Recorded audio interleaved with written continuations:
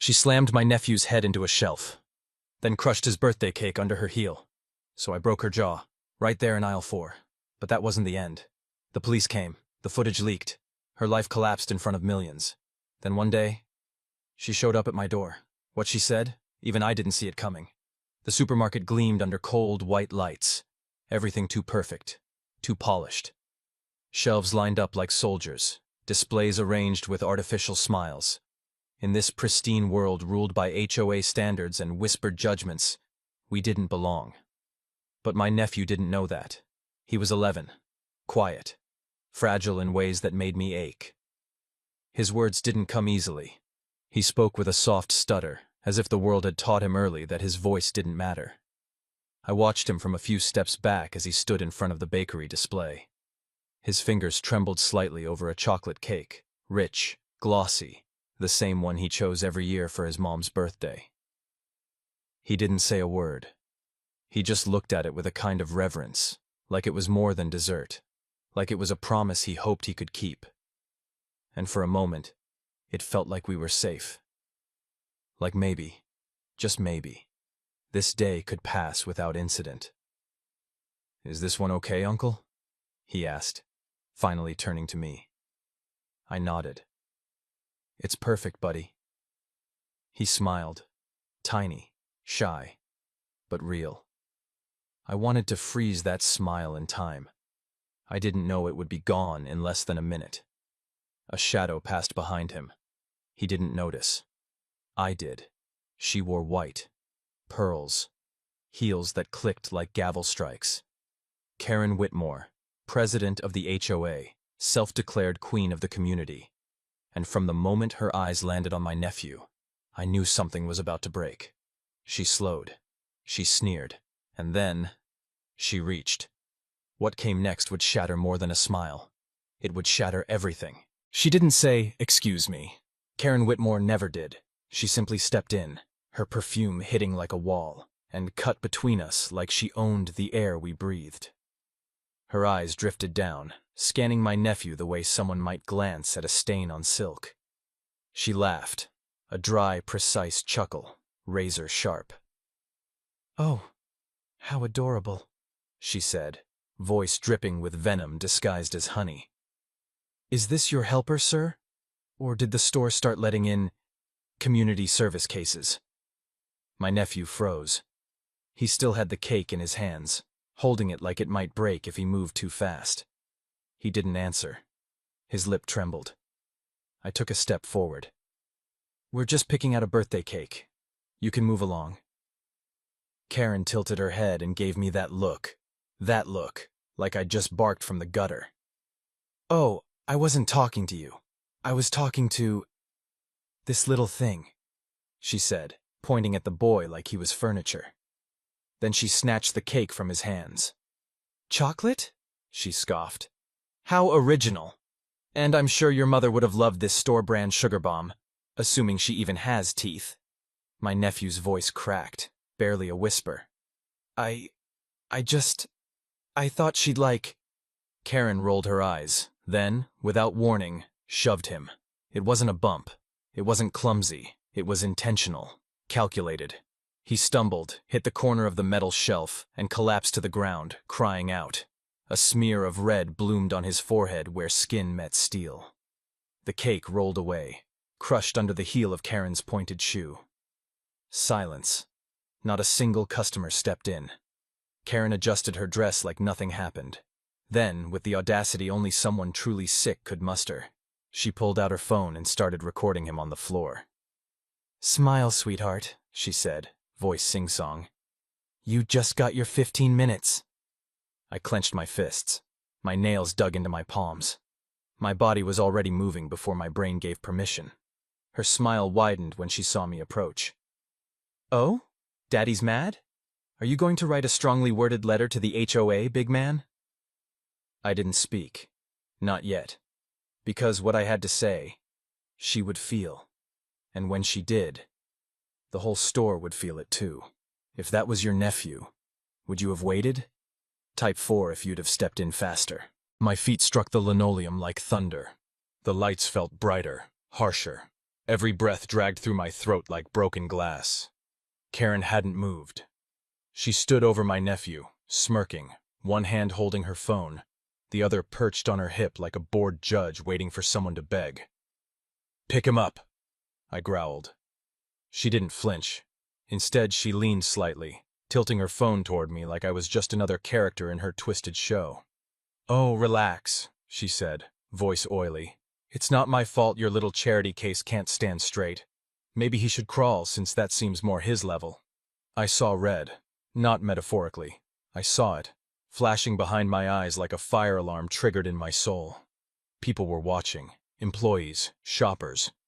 But no one moved. No one spoke. They just stared, eyes flickering from the blood on my nephew's forehead to the arrogance painted across Karen's porcelain face. "You think this is funny?" I snapped. My voice dropped low, deeper than even I expected. "You think hurting a child makes you powerful?" Karen scoffed. "Please, don't make this a scene.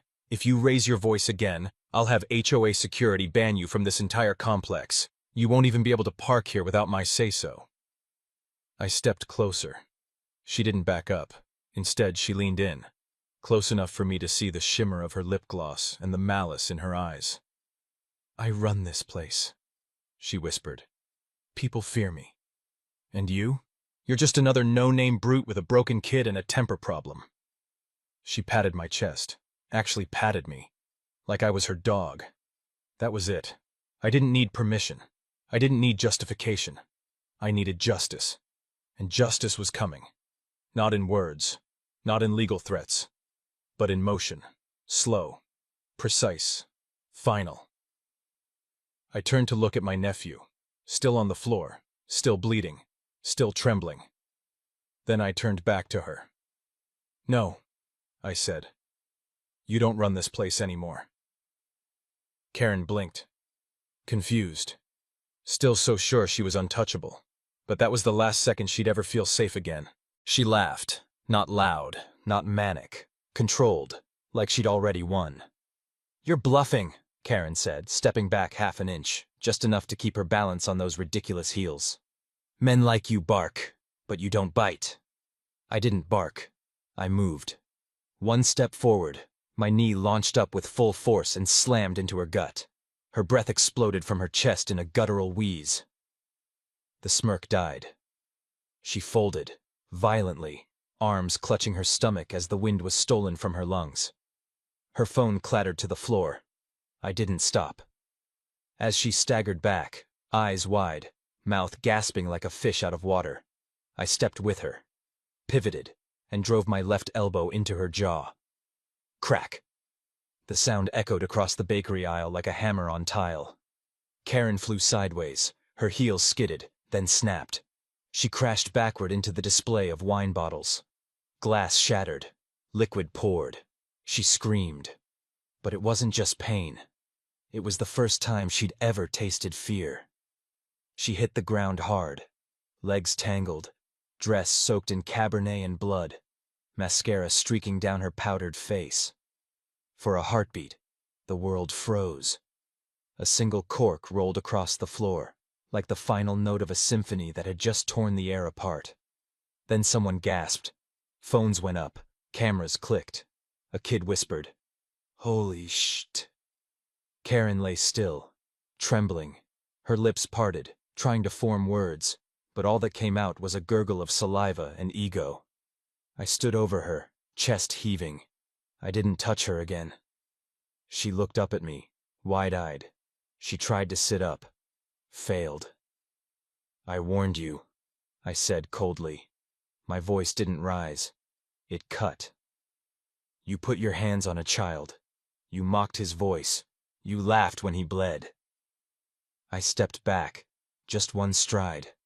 Let her see that I wasn't afraid. Not of her, not of what came next. "You deserve worse," I said. "But this'll echo." And it did. Because behind me, the silence collapsed into chaos. The sirens didn't scream. They whispered, low, steady, a cold warning crawling up the spine of every person in that store. Blue lights flickered against the glass windows. The air thickened. Karen still lay on the floor, soaked, bloodied, broken, like royalty who'd slipped off her throne and realized the crowd wasn't bowing anymore. I didn't run. I didn't flinch. I stood tall, one hand resting at my side, the other slightly clenched.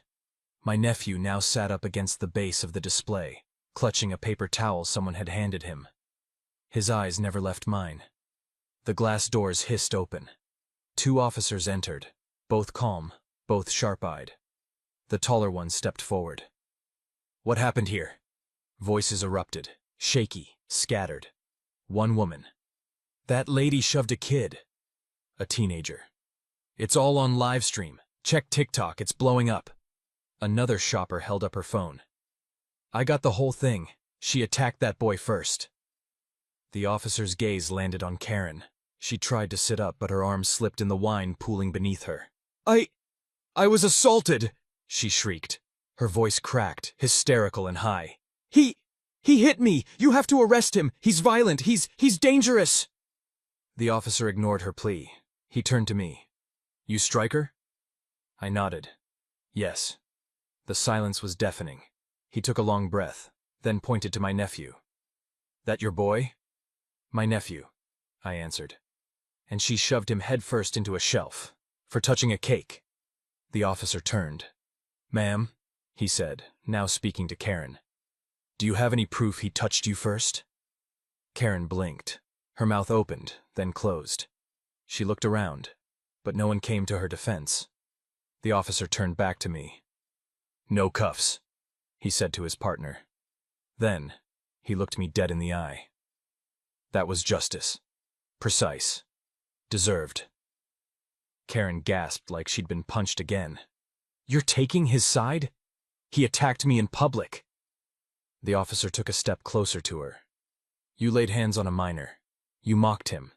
You tried to humiliate him." He leaned down slightly. "You have the right to remain silent. I suggest you use it, because no one here's listening anymore."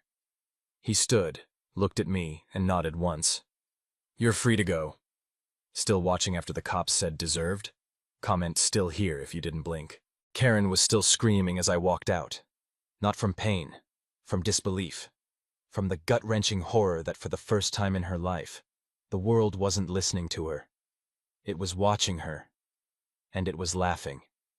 The moment the police said I was free to go, half the phones in the store lifted higher, fingers tapping, uploading, tagging, captioning. I held my nephew close as we passed through the automatic doors. The night air hit like a wave of ice, but I didn't shiver. Behind us, Karen's voice cracked. "This isn't over! You'll regret this! I run this community!" "No, you ran it. Now it was running away from you." By the time we got home, the videos were everywhere. The first clip, 30 seconds long, was posted with the caption, "HOA Karen bullies a stuttering kid. Uncle responds with a god-tier elbow. #justice served."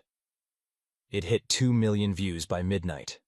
Other clips followed, each one cutting together the scene like a symphony of karma. Karen grabbing the cake, Karen shoving the boy, my nephew hitting the shelf, and then, me, stepping forward like something out of an action movie. The gasp. The gasp was now its own meme. Reddit exploded. TikTok duets flooded the app. Reaction channels tore her apart. People didn't just share it, they celebrated it, but it didn't stop there. The journalists came next. By noon the next day, a local news segment opened with, "Viral video exposes HOA president's assault on child. Community demands resignation." They showed her face, zoomed in on the blood on her dress, and just when you thought it couldn't get worse, someone leaked the HOA emails. Hundreds of residents had apparently filed complaints about Karen over the years. Harassment, threats, fines for minor landscaping infractions, racist remarks at HOA meetings. All buried, all ignored. Until now. Now it was front page. I stayed silent. I didn't post. I didn't gloat. I took my nephew to lunch. We sat in a quiet diner, and I watched him eat his fries with shaking fingers and a faint smile. The bruise above his eyebrow was still purple, but his eyes had cleared. "Uncle," he whispered, voice soft. "I'm not scared anymore." I didn't speak. I just reached over, gripped his hand, and nodded once. Meanwhile, the internet prepared the funeral. And Karen, she was already 6 feet under, buried in her own spotlight. Karen Whitmore was a name you couldn't escape, until the world decided it didn't want her anymore. By day 2, she was trending on every major platform, but not the way she used to be. No more HOA spotlights, no more garden parties or smug photo ops with local politicians. Now she was just a headline, a cautionary tale, a meme. Cake, Karen goes down in aisle 4. HOA tyrant gets served by Uncle Justice. From HOA queen to grocery store gremlin. And it didn't stop. Her husband left her. It started with a tweet. I do not condone the actions of my wife. I am filing for divorce and stepping down from my legal firm. I'm ashamed. The comment section ate it alive. Screenshots surfaced of emails. Her own husband begging her to be kinder to people in the neighborhood. She replied with, kindness is weakness. I govern. Guess what, Karen? The kingdom collapsed. Her son was pulled from school. A prestigious academy. Private. Exclusive. They released a one-line statement. This institution does not associate with violence or hate. The school boards received threats. Sponsors pulled donations. Students protested. Her son? Gone from campus overnight. The HOA turned. Fast. Emergency meeting. No warning. They revoked her position. Cut her keycard. Removed her name from every HOA document, plaque, and gate registry.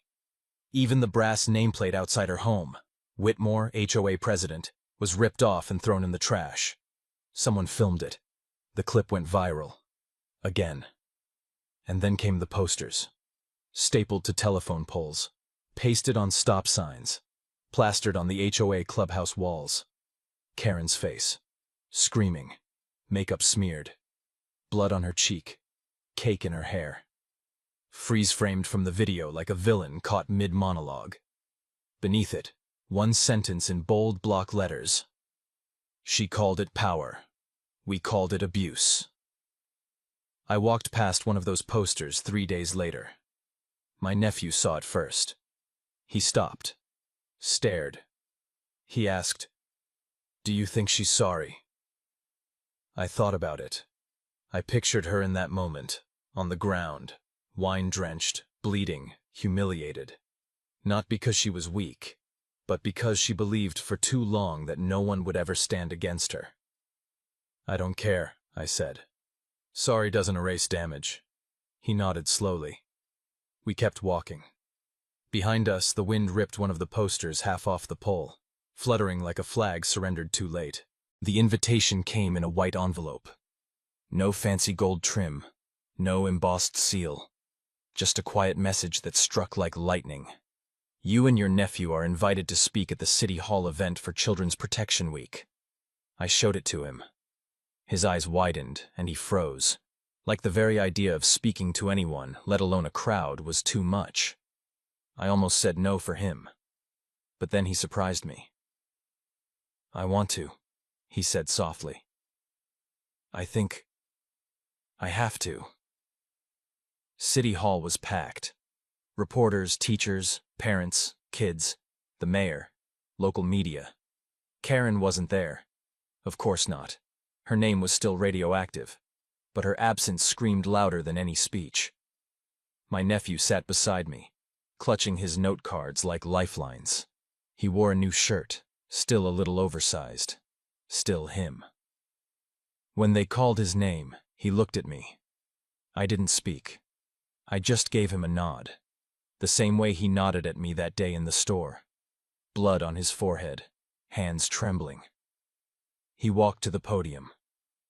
Slow. Steady. And the room went dead silent. He looked down at his cards, then looked up. I used to think... He paused. His voice cracked. That if I spoke wrong, people wouldn't listen. Or they'd laugh. A few people stirred in their chairs, breath caught in their throats. He continued. Someone hurt me. In public. Because of how I talk. Because I'm different. And people watched. But someone stood up. He turned his head, found me in the crowd. His hands no longer shook. He didn't wait. He didn't ask for permission. He just stood up. He took a deep breath. And now, I'm not scared anymore. Silence again. Then, applause. It started slow, then swelled like thunder. People stood. Some wiped tears. A camera zoomed in on his face. Not as a victim, but as a boy who refused to stay small. He stepped down from the podium, walked straight to me, and wrapped his arms around my waist. I didn't say a word. He didn't need more. He had said everything. Outside City Hall, someone had chalked a message on the sidewalk in bold, uneven letters. Real strength isn't loud, but it echoes. And that day, it echoed all the way home. That hit different, didn't it? If you're still watching, just type yes. I need to know who's still breathing with me. It happened 1 week later. No sirens, no headlines, just a knock on the door. 3 soft taps, like a whisper afraid to be heard. I knew who it was before I opened it. I didn't rush. I let her wait. When I finally swung the door open, Karen Whitmore stood on my front porch, a ghost wearing human skin. Gone were the pearls. Gone was the hair like polished steel. Now she wore a gray hoodie 3 sizes too big, eyes sunken, lips cracked. She didn't say anything at first. She just looked at me. But her eyes, they didn't carry fire anymore. Only smoke. She tried, voice raw. I didn't come to fight. You never had to fight, I replied. You always struck first. Her eyes dropped. Her hands trembled. I lost everything, she whispered. My husband, my son, my job, my home. I didn't move. She looked up again. I came to say I'm sorry. Silence stretched between us like razor wire. For what? I asked. Say it. She blinked. I hurt your nephew. I mocked him. I thought I could. You did hurt him, I cut in. You bled a child for power. And then you laughed while he cried. Her knees buckled slightly, but she steadied herself against the doorframe. I didn't realize how far I'd fallen. No, I said coldly. You didn't care. She swallowed hard. I'm just asking if you can forgive me. Behind me I heard small footsteps. My nephew stood in the hallway, arms crossed, his bruises nearly faded, his eyes not. Karen saw him and flinched, like just the sight of him was enough to burn. I didn't mean to hurt you, she croaked. He didn't answer. He just looked at her with a calm that shook her more than my fists ever did. I turned to him. Do you want to say anything? He stepped forward, slowly, brave. Then he looked her dead in the eye and said, You're not scary anymore. Karen broke. Her face crumpled. A sob escaped her lips as she backed off the step, stumbling into the sunlight like a creature fleeing from exposure. She didn't scream. She didn't beg. She just turned and walked away. And we watched her go. Not with hate. Not with vengeance. Just with the peace of knowing we'd survived her. And she would never recover from herself. Later that night, I stood outside with my nephew, watching the stars settle over the roof. He leaned into my side. Do you think she meant it? I took a breath. Regret doesn't mean you're sorry. It means you lost. He nodded, and then he said, I'm glad you didn't hit her again. I looked down at him. I didn't need to. She was already broken. Across the street, a new family was moving into Karen's old house. The HOA sign that once bore her name had been removed.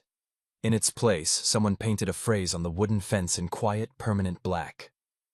"This street belongs to the brave now," and for the first time in a long time, the neighborhood felt whole again. We live in a world where cruelty often wears pearls. It smiles through perfect teeth, speaks with authority, and hides behind rules it never had to follow. And too often, people like Karen thrive not because they're powerful, but because we let them be. She didn't expect anyone to stand up that day in the store, because no one ever had. She was used to silence. She was fed by it. And she believed, like many do, that silence was agreement, that fear was respect. But it's not. Fear is not respect. Obedience is not peace. And silence is never justice. That day, I didn't speak first. I moved. Because there comes a point when words aren't enough. When watching a child bleed while the world watches in passive horror is the final straw. But this isn't a story about violence. It's a story about breaking cycles. It's about what happens when one person says, "No more." When someone draws the line and says, "That's it. Not here. Not today." Because strength doesn't always come in punches. Sometimes it comes in refusing to look away. Sometimes it comes in guiding a child through their fear. Sometimes it comes in saying nothing, and letting your actions speak with more clarity than 1,000 laws. I watched my nephew grow through this storm. He started as a boy who flinched when strangers looked at him too long. He ended it by speaking in front of an entire city, his voice trembling but present. And for him, that took more courage than anything I did. Karen? She was never the real enemy. She was a symbol of the systems that protect cruelty, of the arrogance that grows when no one says enough, of how power can rot when it isn't held accountable. Her downfall wasn't just a moment of karma, it was a reversal of silence. The moment the quiet ones stopped apologizing for existing. The moment a child, mocked for his voice, used that very voice to take back the narrative. And we all learned something that day. We learned that you don't have to be loud to be strong. You don't have to hit first to win. And you never, ever have to accept being humiliated to keep the peace. If you're reading this, and you've ever been made to feel small, because of how you look, speak, think, or move, I want you to remember one thing. Your dignity is not up for negotiation. No HOA rule, no boss, no neighborhood tyrant, no fake smile behind a silk blouse.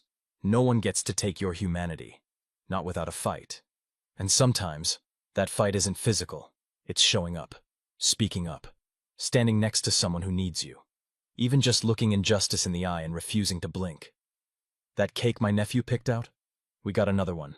The store gave it to us, free of charge, but this time, we shared it. With the neighbors, with the clerk who handed him the towel, with the kid who filmed everything and made it go viral. We shared it with people who saw wrong and didn't look away. Because community isn't about gates, titles, or fake prestige. It's about protection. It's about accountability. It's about remembering that no one is above decency, and no one is beneath it either. So if you ever see someone being stepped on, especially a child, don't hesitate. Don't check for permission. Don't wonder if it'll be awkward. Step in. Because sometimes the loudest message you can send is the silence that comes after someone who thought they ruled the world hits the floor.